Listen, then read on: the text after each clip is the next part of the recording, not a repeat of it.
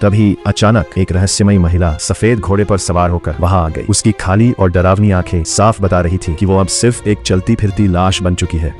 उसके गुजरते ही सभी होस्ट मानो किसी अदृश्य शक्ति के वश में आ गए और एक दूसरे पर हमला करने लगे। इसी बीच छिपे हुए एक होस्ट ने उस महिला को गोली मार दी। उसके मरते ही पूरे इलाके में अराजकता फैल गई और सभी का नियंत्रण टूट गया। इस अफरा तफरी के बीच काली लड़की ने आखिरकार अपनी बेटी को ढूंढ लिया। अपनी बेटी को सुरक्षित ईडन भेजने के लिए उसने अपनी बची हुई सारी शक्ति का इस्तेमाल कर सभी दंगाइयों को रोक दिया। जब उसकी बेटी सुरक्षित उस आजाद दुनिया में पहुंच गई तो उसके चेहरे पर सुकून भरी मुस्कान आ गई। लेकिन तभी जब कबीले का सरदार उसे बचाने के लिए आगे बढ़ा, काली लड़की पर अचानक हमला हो गया और वो जमीन पर गिर पड़ी। उसके गिरते ही सभी होस्ट फिर से एक दूसरे को मारने लगे। यह देखकर सरदार तेजी से ईडन की ओर भागा, लेकिन अंधेरे में छिपे एक हमलावर ने उसे गोली मार दी। उसका शरीर गहरी खाई में जा गिरा। हालांकि आखिरी पल में उसकी चेतना भी ईडन सिस्टम में प्रवेश कर गई। जब सभी लोगों को लगा कि उन्हें अमरता मिल गई है, तभी किसी ने भी नहीं सोचा था कि काली लड़की सिर्फ अपना हाथ उठाकर पूरे समय को रोक देगी। अचानक ऐसा लगा जैसे समय थम गया हो। सभी लोग वहीं के वहीं जड़ होकर खड़े रह गए और खुली हुई समय स्थान की दरार भी धीरे धीरे बंद हो गई। लेकिन आखिर यह सब हुआ कैसे? असल में जो दरार पहले दिखाई दी थी वो स्वर्ग का रास्ता नहीं थी। वो फोर्ड द्वारा मेजबानों होस्ट्स के लिए बनाई गई एक सुरक्षित डिजिटल दुनिया थी जिसे ईडन कहा जाता था। इस दुनिया में सभी होस्ट अपना चेतन मन भेज सकते थे, जबकि उनका शरीर वास्तविक दुनिया में ही रहता था। उसी समय कबीले का सरदार भी होस्ट्स के साथ इस नई दुनिया में पहुंच गया। वही काली लड़की अपनी बेटी को पागलों की तरह खोजने लगी। इसके बाद सभी लोग उस शांत और सुरक्षित दुनिया में हमेशा के लिए खुशी और सुकून से रहने लगे। यही इस कहानी का अंत होता है। वीडियो देखने के लिए आपका धन्यवाद।